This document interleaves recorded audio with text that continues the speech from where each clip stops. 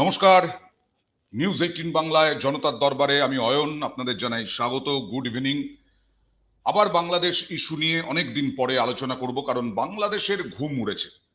বাংলাদেশের ঘুম উড়েছে এই কারণেই বলছি, আমেরিকার প্রেসিডেন্ট ডোনাল্ড ট্রাম্প কিন্তু বলে দিয়েছিলেন যে নরেন্দ্র মোদী গোটা বিষয়টা দেখবেন বাংলাদেশের বিষয়। আর আমেরিকা এখন যার শাসনে, সেই ট্রাম্প যে সংখ্যালঘু নির্যাতন থেকে আরম্ভ করে বিভিন্ন হিন্দু, বৌদ্ধ, খ্রিস্টান তাদের ওপরে যে অত্যাচার করা হচ্ছে, নির্যাতন করা হচ্ছে, তা আমরা বারবার দেখিয়েছি। মোহাম্মদ ইউনূস চুপ।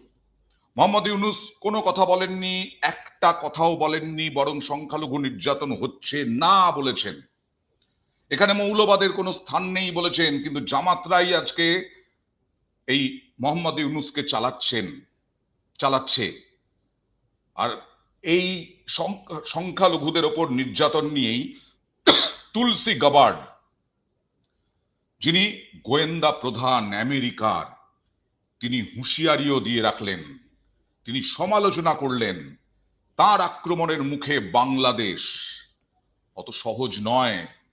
যা ঘটছে তা আমরা শুধু দেখছি না, গোটা বিশ্ব দেখছে। গোটা বিশ্বের বড় বড় বৃহৎ রাষ্ট্র দেখছে, রাষ্ট্রপ্রধানরা দেখছেন। আমার সঙ্গে রয়েছেন অধ্যাপক ঝন্টু বড়াইক এবং আমার সঙ্গে রয়েছেন সাংবাদিক সুমন ভট্টাচার্য। আমি আসব, তবে কি কারণে বলছি বাংলাদেশের ঘুম উড়েছে, কি বললেন আমেরিকার গোয়েন্দা প্রধান, প্রতিবেদন দেখাবো।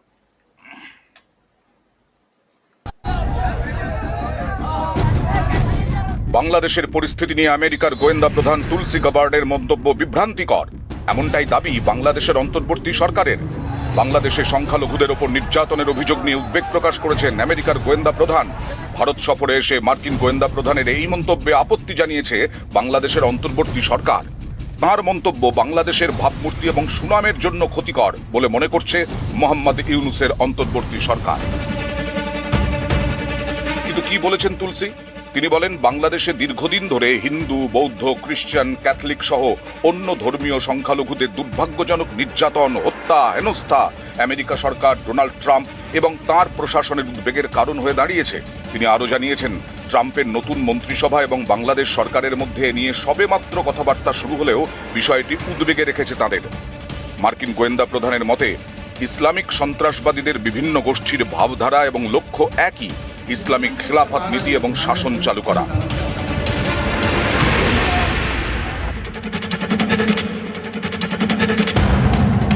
বাংলাদেশের সংবাদ সংস্থা জানায়, এই মন্তব্যের প্রতিবাদে সোমবার বেশি রাতের দিকে একটি বিবৃতি প্রকাশ করে ইউনূস প্রশাসন। বিবৃতিতে তাদের দাবি, বাংলাদেশ ঐতিহ্যগতভাবে শান্তিপূর্ণ ও অন্তর্ভুক্তিমূলক ইসলাম চর্চার জন্য পরিচিত। ঢাকার ওই বিবৃতিতে আরো দাবি করা হয়েছে, চরমপন্থা এবং সন্ত্রাসবাদের বিরুদ্ধে লড়াইয়ে বাংলাদেশ অসাধারণ অগ্রগতি করেছে।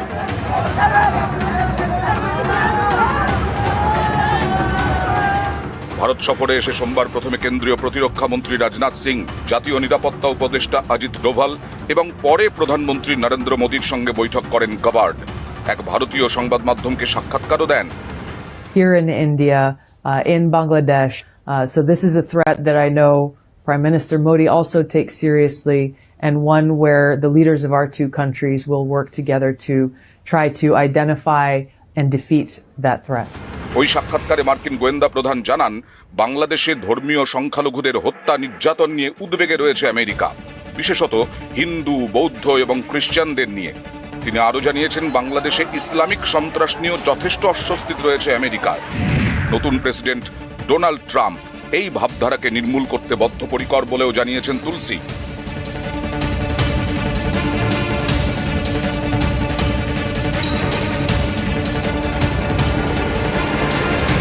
বাংলাদেশের অন্তর্বর্তী সরকারের দাবি, কোনো নির্দিষ্ট প্রমাণ বা অভিযোগের ওপর ভিত্তি না করেই ওই মন্তব্য করেছেন গাবার্ড।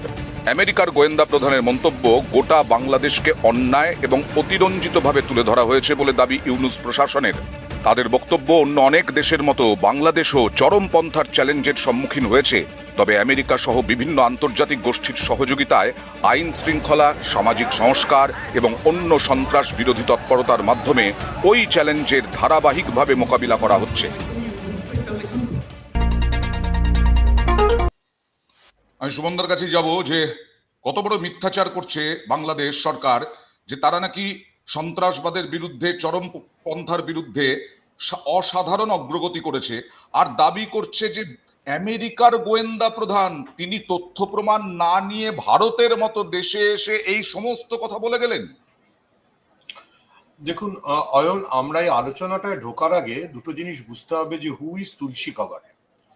তুলসী গাবার্ড আমেরিকার রাজনীতিতে হিলারি ক্লিন্টনের একদম প্রতিপক্ষ বলে পরিচিত। আমরা ভুলে গেলে চলবে না যে তুলসী গাবার্ড নিজে আগে ডেমোক্র্যাট পলিটিক্স করতেন।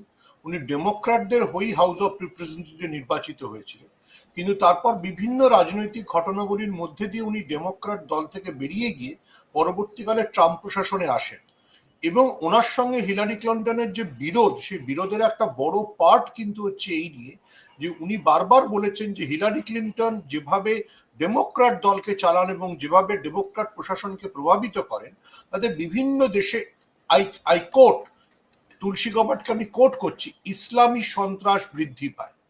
অর্থাৎ হিলারি ক্লিন্টনের বিরুদ্ধে এটা তুলসী গাবার্ডের বহু পুরনো অভিযোগ। আমাদের এটা বুঝতে হবে যে এই যে ইউনুস প্রশাসন, তথাকথিত সমন্বয় এবং তথাকথিত ভারী ভারী নাম, এদেরকে হিলারি ক্লিন্টনই মোটামুটি নিজের কাঁধে করে ঢাকার কুর্সিতে বসিয়েছিলেন, যা বিভিন্ন সিআই এর প্রাপ্ত তথ্য থেকে আমরা জানি। তো তুলসী গাবার্ড, নিশ্চয়ই তুলসী গাবার্ডও নতুন করে নিজের দেশের ন্যাশনাল সিকিউরিটি চিফ হওয়ার পর কি কি হয়েছিল ডেমোক্র্যাট প্রশাসনের সময় সেটা উনি জানেন, এবং সেই জন্যই উনি এত স্পষ্ট করে বাংলাদেশে ইসলামী সন্ত্রাস বা খিলাফত প্রতিষ্ঠার চেষ্টা হচ্ছে এটা বলেছেন। দ্বিতীয় একটা কথা যেটা নিয়ে বোধহয় বলছি, কারণ দিস ইজ এ স্পেকুলেশন, যেটা নিয়ে ইউনুস সরকারের আপনার ক্যাপশন অনুযায়ী ঘুম উড়ে গেছে, সম্ভবত তুলসী গাবার্ড দিল্লি থাকাকালীন শেখ হাসিনার সঙ্গে দেখা করেছে, যিনিও দিল্লিতে রয়েছে, এবং শেখ হাসিনা ওনাকে বিস্তারিত তথ্য তুলে দিয়েছে যে 5ই আগস্ট ওনার দেশ ছাড়ার পরে, মানে শেখ হাসিনার দেশ ছাড়ার পর বাংলাদেশে কোন কোন মৌলবাদী গোষ্ঠীগুলো, আমি নাম করেই বলছি, হিজবুল তাহরিক বা আল কায়দা, এই সমস্ত গোষ্ঠীগুলো কতটা তৎপর বেশি হয়েছে। ফলে এইটা যদি ইউনুস এবং তার সরকারের লোকরা না বুঝতে পারেন যে তুলসী গাবার্ড ইজ ভেরি ওয়েল ব্রিফড, আমি ওয়েল ব্রিফড শব্দটাই ব্যবহার করলাম, আমাদের দুটো জিনিস মানে ভুললে হবে না। এক হচ্ছে যে এই যে মানে ঢাকায় যে মানে তথাকথিত মৌলবাদের দাপাদাপি, ইউনুসের সাঙ্গপাঙ্গদের দাপাদাপি, তা হয়েছিল আমেরিকার মদতে ঢাকায় মার্কিন দূতাবাসের প্রত্যক্ষ নির্দেশনা। এবার Tulsi Gabbard as a national security chief বাংলাদেশে অবস্থিত কোন মার্কিন ইনস্টলমেন্টকে, আমি ইনস্টলমেন্ট শব্দটাই ব্যবহার করছি, ওটাই কূটনীতিতে চলে, আর এই সমন্বয়কদের কাজে ব্যবহৃত হতে দেবেন না। পয়েন্ট নাম্বার 2, আমি আরেকটা পয়েন্ট দিয়ে শেষ করছি। ইউনুস সরকার মাস্ট নট ফরগেট যে এফবিআই এর চিফের নামও এখন কাশ Patel, who is also a ভারতীয় বংশোদ্ভূত। মানে আপনি যদি সাপ্লিমেন্টারি সেকেন্ড যে ইনফরমেশন, তিনিও কিন্তু যথেষ্ট সচেতন যে এই উপমহাদেশে ইসলামিক টেরোরিজম কাদের মদতে কিভাবে বাড়তে চলেছে। একেবারে এখানে মিথ্যাচার যথেষ্ট পরিমাণে করা হচ্ছে। মিথ্যাচার এইটাই করা হচ্ছে যে ওয়েল ব্রিফড কিভাবে, সেটা বুঝিয়ে দিলেন সুমন ভট্টাচার্য, কিন্তু বলা হচ্ছে যে কোনো তথ্য প্রমাণ ছাড়া বাংলাদেশ সরকার বলছে। আমি ঝন্টু বড়াইকের কাছে যাব। আজকের দিনে যেভাবে আমরা 5ই আগস্টের পর থেকে দেখেছি কয়েক হাজার জঙ্গি, তারা ভারত বিরোধী, তারা আমেরিকা বিরোধী, এবং তারা বলা যায় ধর্ম বিরোধী। এটা তো ধর্ম নয়, আসলে এই চরমপন্থায় যারা বিশ্বাস করে কট্টরপন্থীদের মুক্তি দিয়েছে, হাজার হাজার জঙ্গিকে মুক্তি দিয়েছে, সেটাও কি আমেরিকা দেখছে না? সেটাও কি আমেরিকা এতদিন ধরে দেখেনি? আর আমেরিকা কি সেইটা মেনে নেবে কখনো? না, আমি আপনাকে বলি যে ঐক্য পরিষদ বাংলাদেশ এই 5ই আগস্ট থেকে 20 আগস্টের একটা ট্রান্সপারেন্সি ইন্টারন্যাশনালকে একটা রিপোর্ট দিয়েছিল, যে রিপোর্টটা কিন্তু এবার তুলসী গাবার্ডের হাতে তুলে দেওয়া হয়েছে। আপনি খেয়াল করুন, উনি কিন্তু দুটো সংবাদ সংস্থার সাথে কথা বলেছেন। এএনআই আর এনডিটিভি, আমি এখানে নামটাই হুম, বলছি, সরি আপনার হুম, এটার ঠিক আছে, একটা নো প্রবলেম। হবে। হুম, ফলে সেখানে কিন্তু পৃথক পৃথক ভাবে তাকে এই ট্রান্সপারেন্সি ইন্টারন্যাশনাল, যেটা বাংলাদেশের আভ্যন্তরীণ যে ঐক্য পরিষদ, বিভিন্ন মানে অমুসলিম যে ধর্মীয় হুম, ইয়ে, হুম, তারা যে হুম, তথ্যগুলো দিয়েছে যেটা বাংলাদেশ সরকার মানেনি, সেটা হুম, তুলে দেওয়া হয়েছিল। এবং দ্বিতীয়, খেয়াল করুন, এই যে এই প্রসিডিওরটা যে ট্রাম্প পাশে বসিয়ে মোদিকে বলেছিল বাংলাদেশ শিশুটা আপনাকে দেখতে হবে, যেটা হুম, আপনি নিজে প্রোগ্রাম করেছিলেন ওই প্ল্যাটফর্মে, হুম, সুমন বাবু হুম, আমি হুম, দুজনেই ছিলাম। হুম, সেখানে কিন্তু সেদিনই কিন্তু পুরো ব্যাপারটা হয়ে যায়, এবং তারপরে ভারত যে 20টি দেশের এইরকম একটা আয়োজন করে যে প্রতিরক্ষা মন্ত্রকের, এবং খেয়াল করুন ভারত যে আয়োজনটা করেছে সেখানে কিন্তু 5 আইস এসেছে।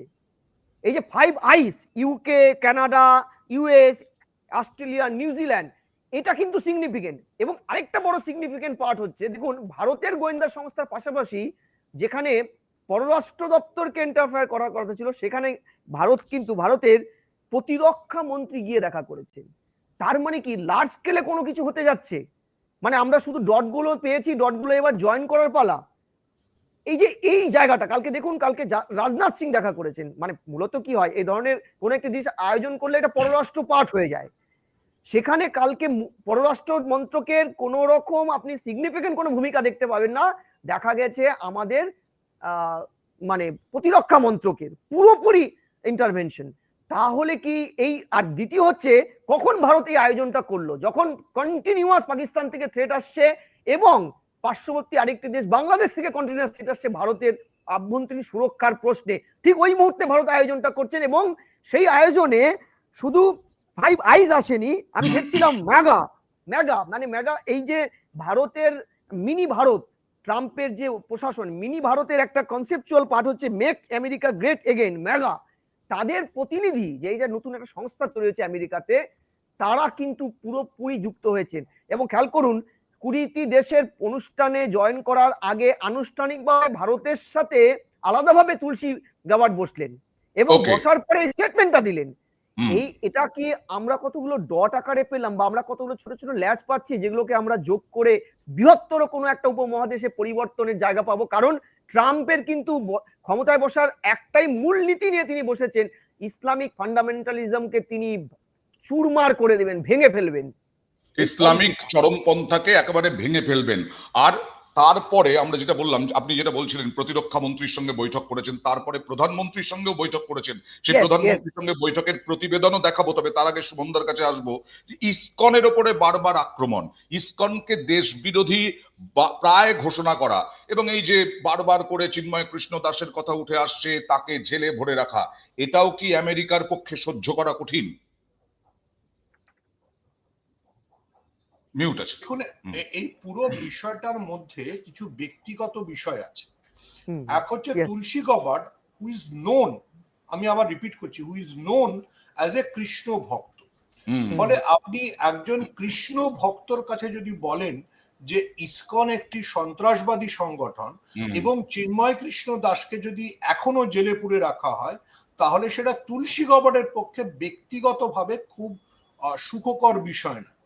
পয়েন্ট নাম্বার 2 আমাদের মনে রাখতে হবে, যখন চিন্ময় কৃষ্ণ দাসকে জেলে পোড়া হয়েছিল, বাংলাদেশ প্রশাসন জেলে পুরেছিল, তখন এই ইউনূস সরকারের প্রধানতম মুখ, মানে ইউনূস যাকে জুলাই বিপ্লবের মাস্টার মাইন্ড বলেন, সেই মাহফুজ আলম, শোনা যায় এটা বলেছিলেন যে আমরা একবার পরীক্ষা করে দেখি যে চিন্ময় কৃষ্ণ দাসকে জেলে ভরলে তথাকথিত তুলসী গবার্ড কতটা রেগে যান। আচ্ছা, আজ নিশ্চয়ই উনি বুঝতে পারছেন যে তুলসী গবার্ড আসলে কতটা রেগেছে। ঠিক আছে। দ্বিতীয় কথা, মোদির সঙ্গে, নরেন্দ্র মোদির সঙ্গে তুলসী গবার্ডের দেখা করায় খুব একটা আমি অস্বাভাবিকতা দেখছি না। কারণ হচ্ছে যে তুলসী গবার্ড, আবার আমি বলছি যে মার্কিন রাজনীতিতে নরেন্দ্র মোদির ভক্ত হিসেবেই পরিচিত। উনি ওকে, এর আগেও বহুবার আমেরিকান কংগ্রেসে নরেন্দ্র মোদির সপক্ষেই কথা বলেছেন। আচ্ছা, যেটা ঝন্টুবাবু বলছেন যে কেন রাজনাথ সিং দেখা করেছেন, তার একটা প্রতিরক্ষাজনিত যেমন কারণ থাকতে পারে। আমি আরেকটা জিনিস মনে করিয়ে দিই, হিলারি ক্লিন্টন, আবার আমি রিপিট করছি যে এটা তো বেসিক্যালি আমেরিকার আভ্যন্তরীণ রাজনীতি, দুই গোষ্ঠীর বিরোধ হয়ে যাচ্ছে। হিলারি ক্লিন্টন যখন তুলসী গবার্ড ডেমোক্র্যাট দলে ছিলেন, তাকে রাশিয়ান এজেন্ট বলতেন, বা পুতিনের সবচেয়ে ঘনিষ্ঠ বলতেন। আমাদের মনে রাখতে হবে গত 11 বছর যতদিন মোদী সরকার প্রশাসনে আছেন ততদিন রাশিয়ার সঙ্গে যোগাযোগের দায়িত্বটা বেসিক্যালি রাজনাথ সিং পালন করে। ইভেন গালওয়ানের কঠিন সময় পুতিনের সঙ্গে দেখা করতে রাজনাথ গিয়েছিলেন এবং রাশিয়ার থেকে অস্ত্র পাওয়াটা নিশ্চিত করেছিলেন।